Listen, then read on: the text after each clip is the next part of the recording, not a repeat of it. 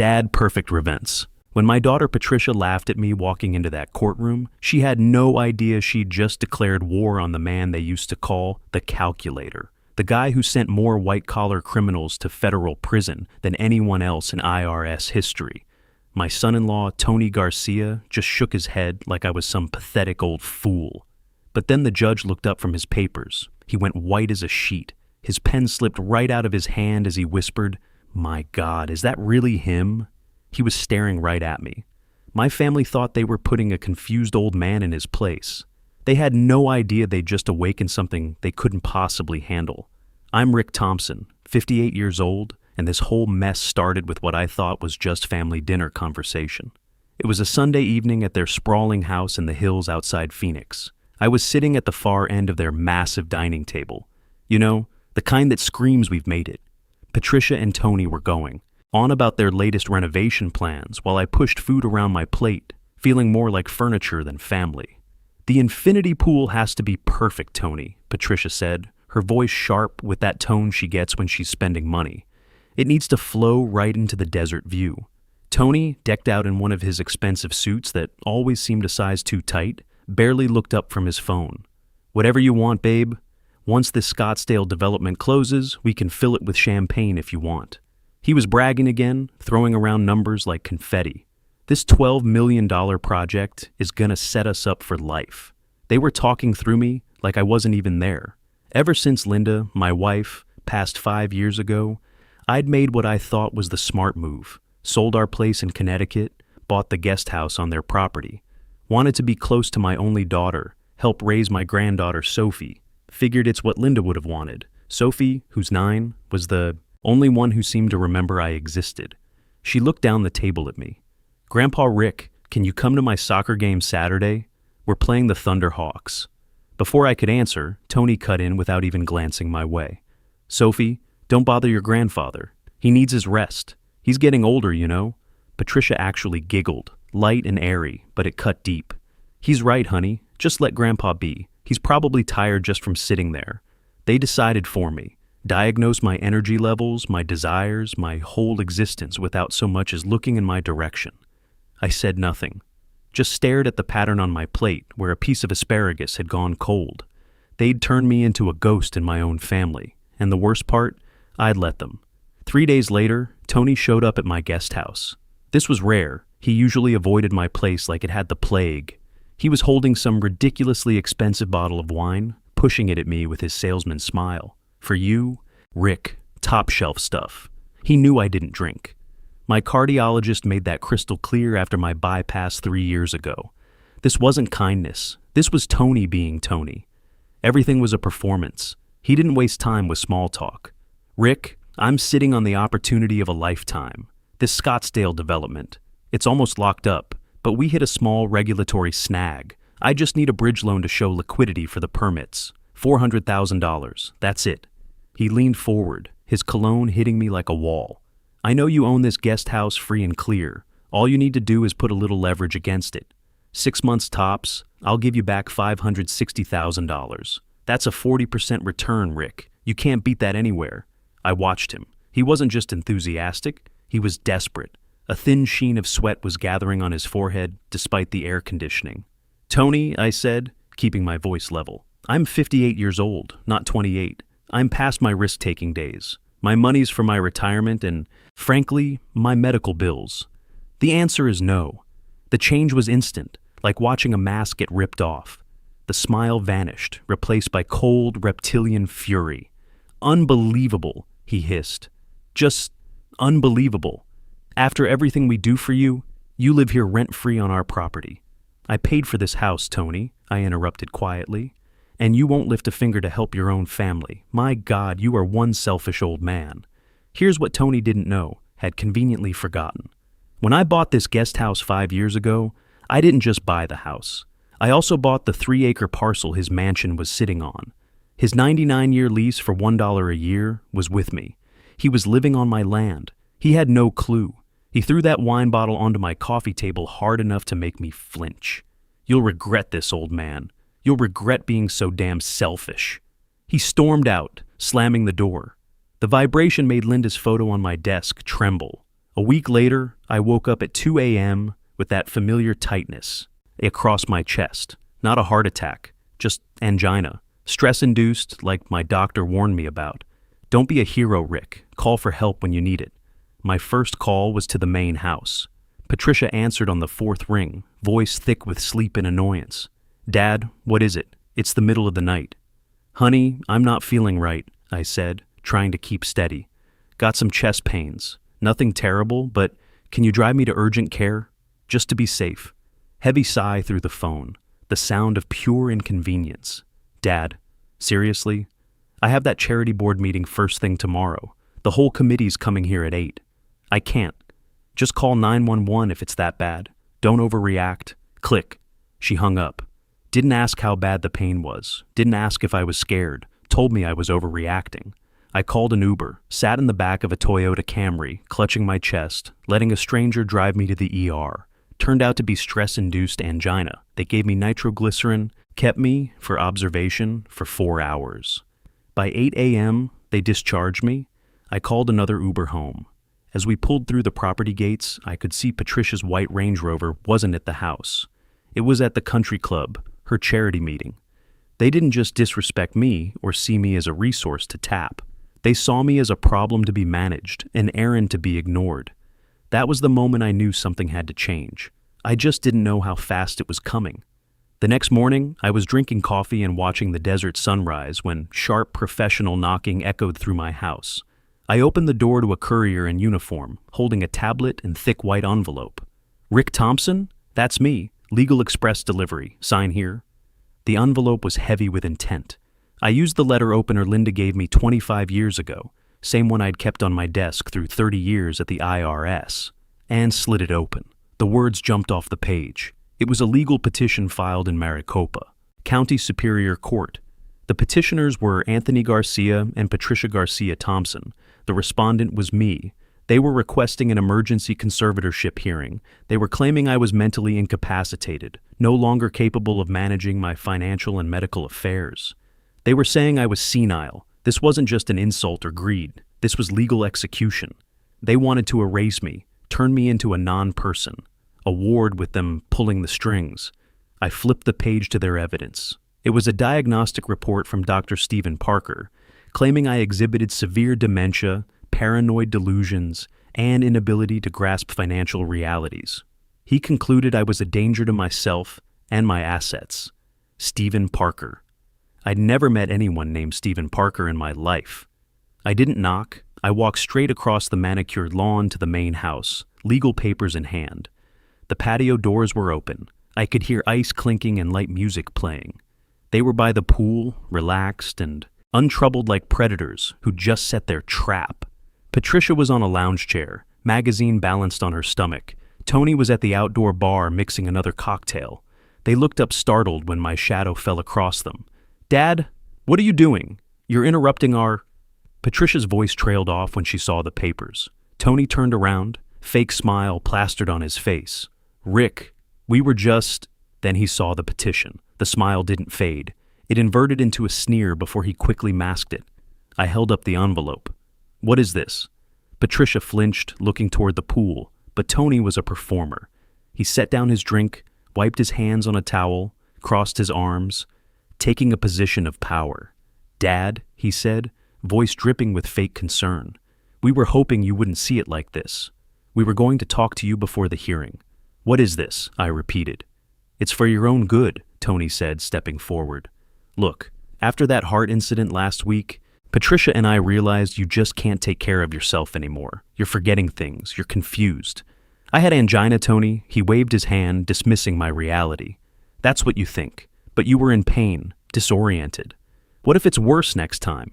You need someone to manage things for you, protect your finances, make sure your bills get paid, handle medical decisions before you hurt yourself. He was gaslighting me, using the very incident they had ignored as proof of my incompetence. I looked at my daughter. Patricia, this is what you want? You're signing papers saying your father is insane? She finally looked at me, but her eyes were cold, reflecting the blue pool water. It's what's best, Dad. We're trying to help. We love you? Love, I said. The word tasted like ash. You don't even know what that means. That's when Tony's patience snapped. The concerned son-in-law mask fell away, revealing the vulture underneath.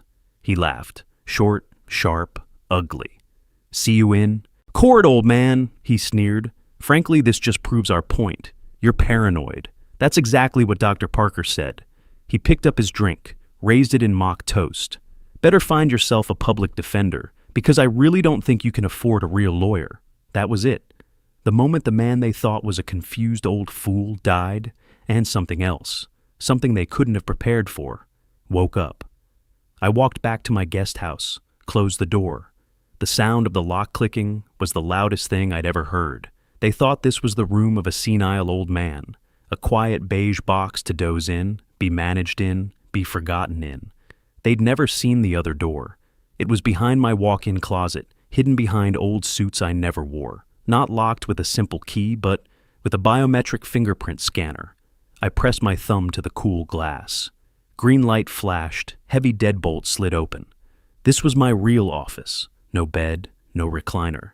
Floor-to-ceiling files, 3 massive, alt monitors, wall of locked cabinets, dedicated encrypted phone system. Tony thought I was some pencil pusher who'd manage books for mid-level firms. He had no idea.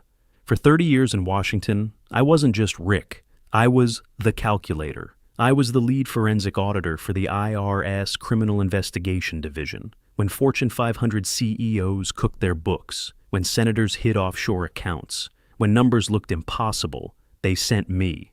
I didn't just follow the money. I dissected it, found the hidden accounts, secret ledgers, phantom transactions everyone else missed. I was the man who sent 15 high-profile executives to federal prison with spreadsheets. I walked away from all of it when Linda got diagnosed, traded secure offices and congressional hearings for hospital waiting rooms and chemo schedules. Did it without hesitation, became a full-time husband, then widower, then father, trying to reconnect with a daughter I barely knew. Today, Tony Garcia and my daughter just gave the calculator a very good reason to come out of retirement. I sat at the console, bypassed my normal line, picked up the secure receiver, dialed an 11-digit number I hadn't used in 5 years, but never forgot. 2 rings.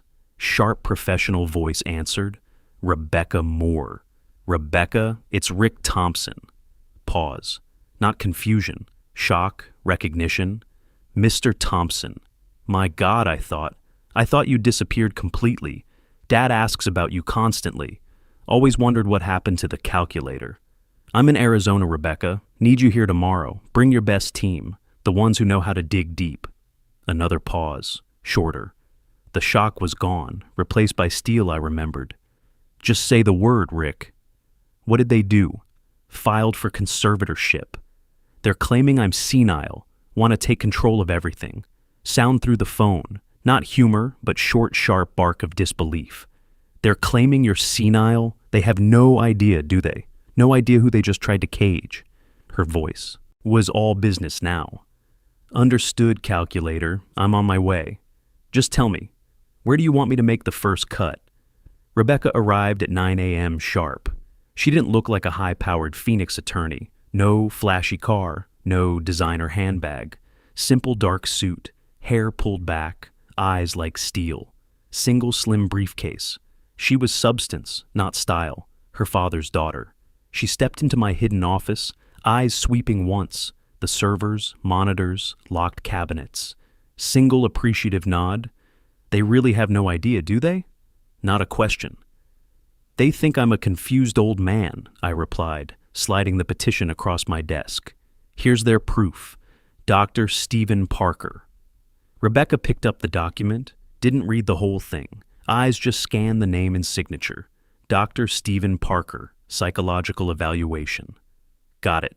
She snapped open her briefcase, produced a tablet, tapped the name into a secure database. Give me 2 hours, she said. Take 1, I replied. Thin, sharp smile that didn't reach her eyes. I'll call you in 45 minutes. She left quietly. For the next hour, I didn't just wait. I started mapping Tony's financial architecture, Garcia Properties LLC, and the other entities I knew he'd created, building the skeleton. Rebecca would bring me the flesh. My secure line buzzed exactly 43 minutes later. Rick, Rebecca. That was fast, wasn't hard, crisp voice devoid of emotion. When they're this sloppy, the threads are lying on the floor. Rick, you're not going to believe this. Try me. Dr. Stephen Parker isn't a psychologist, isn't a psychiatrist, isn't a neurologist, isn't even a general practitioner. I waited for the reveal. He's a veterinarian. Was a veterinarian. Arizona Veterinary Board revoked his license 3 years ago permanently. A veterinarian who treated dogs and cats had signed papers declaring me mentally incompetent. For what? Take your pick, she said, typing. Insurance fraud, illegal prescription sales, and his specialty. Running an opioid mill out of a strip mall clinic in Tempe. He was selling oxy and fentanyl to addicts. This revelation led to the real question. Rebecca, that's specific. High-flying real estate developer like Tony doesn't just know a disgraced vet from Tempe. How'd he find him? That's what I spent 30 minutes tracking. You're right. Wasn't a social connection. Wasn't random. It was financial. Go on. Looking at Parker's criminal file. When arrested 3 years ago, he faced 8 felony counts. Bail set at $150,000. He didn't have it. Bail bondsman covered it, but required a guarantor to co-sign, put up collateral if Parker skipped. Cold settled in my chest. Who guaranteed the bond? Shell Corporation. LLC registered in Delaware. Garcia Holdings Investments. My God. Tony hadn't found Dr. Parker last week. Hadn't bribed him last month.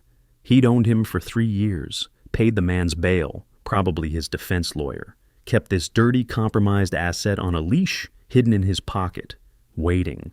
Waiting for the day he'd need someone to sign papers. Rebecca, I said, voice low and hard. You've disarmed their primary weapon. Now it's my turn. Keep digging on the legal side. Find everything on Parker's case files. I'll handle the numbers. I closed the office door, world shrinking to my monitor glow. Tony thought I was a relic from the paper ledger days. Had no concept of what I really was. A digital ghost about to haunt every server he'd touched. I started with Garcia Holdings Investments, the company that paid Parker's bail. Delaware LLC, anonymous and shielded.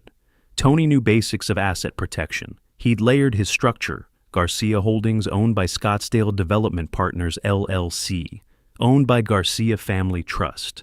But he made an amateur mistake, a critical, fatal error. He was arrogant, in a hurry, and cheap. To register all these LLCs, file paperwork, set up bank accounts, he used the same email for everything.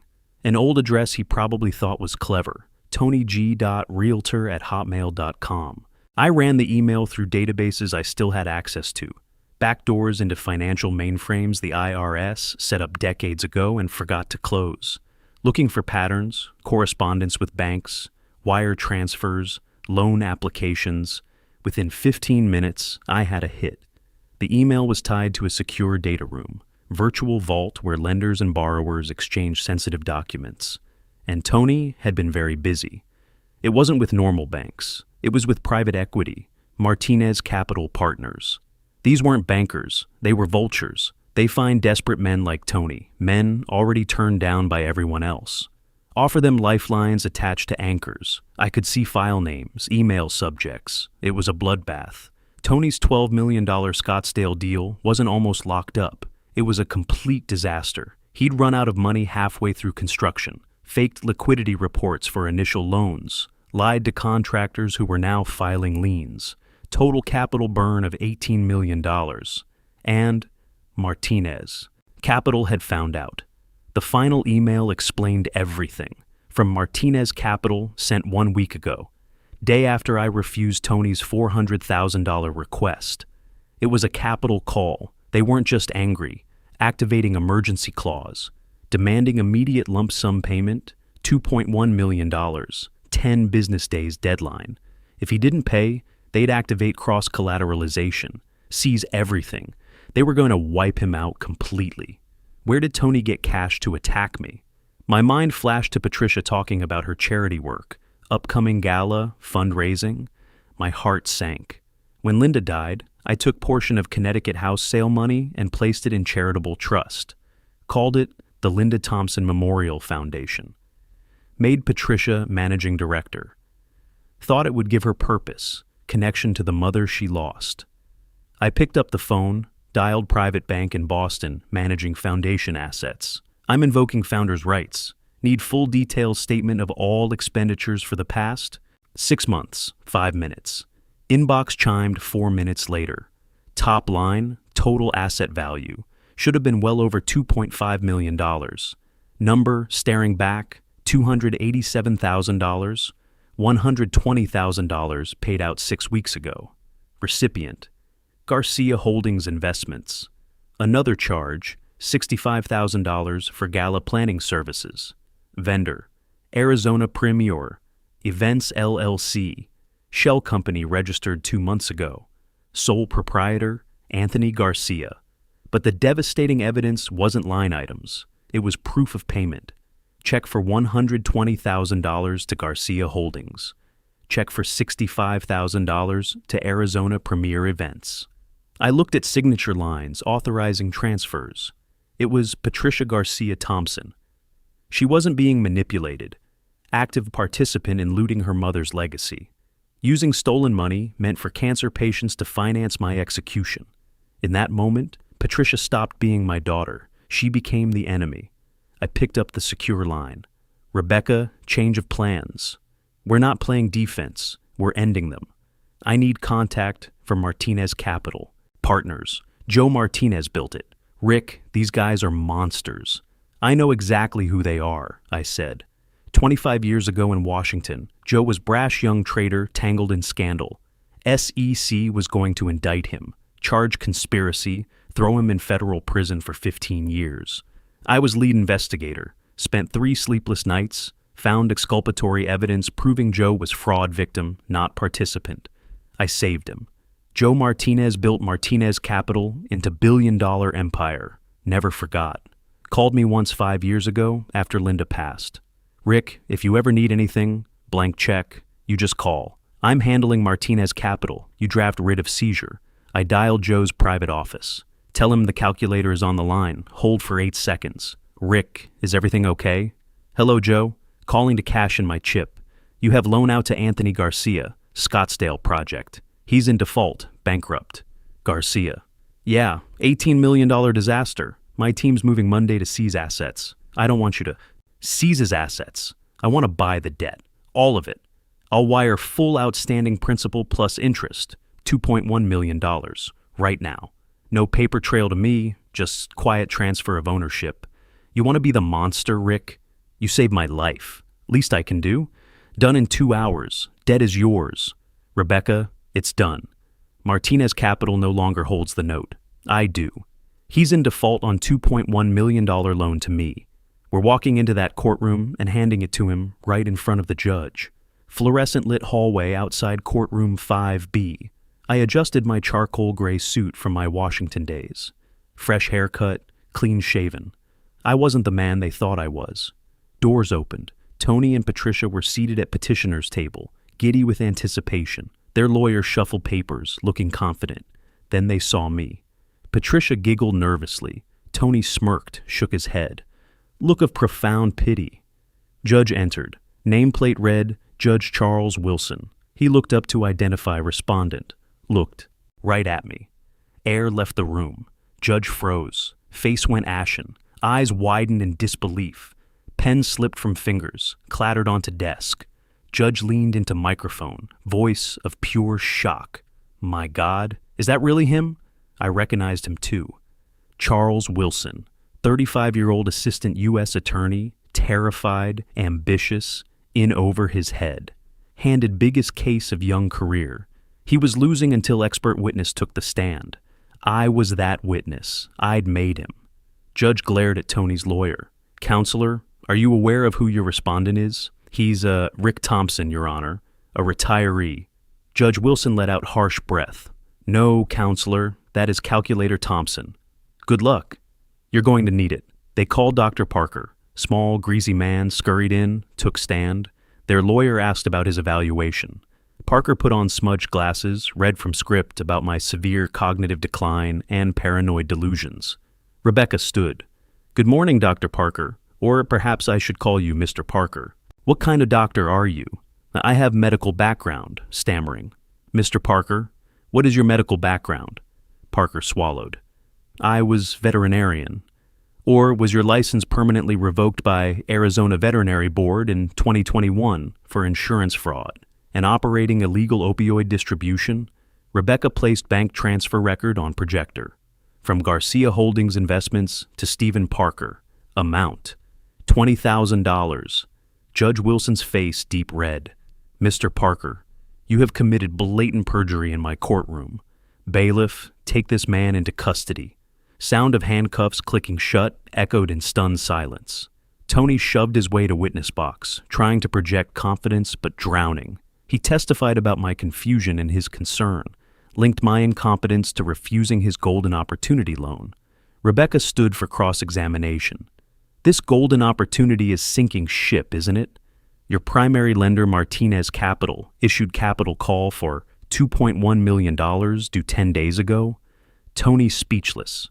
You were bankrupt, yet you found money to hire lawyers, bribe disgraced veterinarian. Where did you get that money? You got it from Linda Thompson Memorial Foundation, $185,000 embezzled from Cancer Research Fund. Patricia shot to feet, screaming at husband. You lied to me. You were stealing from my mother. Tony completely lost it. Stood in witness box, face purple, pointed at me. Shut up. This is all his fault. That selfish old man had the money. He could have fixed everything. He made me do it. Judge Wilson banged gavel. Mr. Thompson, do you have anything to say regarding your competency? I rose slowly. Thank you, Your Honor. But I'm not here to argue about my sanity. I came here to file criminal complaint. I turned to Tony. You defaulted on your loan, but you didn't default on Martinez Capital. You defaulted on me. I bought that debt. Everything you thought was yours now belongs to me. This conservatorship hearing is over. The eviction hearing begins now. Tony was finished. After his courtroom confession, district attorney buried him. 8 years state penitentiary. Patricia took plea. 3 years probation, community service at memory care facility, pay back $185,000. 6 months later, I was packing last boxes from the guest house. Both properties sold. Proceeds split between restored Linda Thompson Memorial Foundation and Trust for Sophie. Patricia appeared in doorway, transformed, hollowed out, wearing cheap volunteer smock. Why did you let it go so far? Because if I'd stopped you, Patricia, you would have learned nothing. You never paid for that first theft when you were 12, $60 from your mother's purse. So you kept stealing bigger things. You danced on her grave for a swimming pool. I handed her envelope. Apartment address in Scottsdale. First 2 months paid. After that, you're on your own. Books are clear. She took envelope, looked at me one last time, searching for her father. He was gone. She walked away. Sophie comes to visit me every other weekend, now at my new place in Sedona. She's the only good thing that came out of this whole mess. Sometimes justice isn't just about balancing books. It's about making sure the next generation learns the difference between right and wrong. I'm Rick Thompson, 58 years old. I've retired twice in my life. First from my job, second from being invisible, accommodating, silent old man. That day in court, I picked up my calculator again. My name is Rick Thompson, and my books are finely balanced. Never underestimate someone just because they're older. Experience and expertise don't retire. They just wait for the right moment to remind you why they earned their reputation in the first place. When you choose greed over family loyalty, you're not just stealing money, you're gambling with relationships that can never be rebuilt, and the house always wins in the end.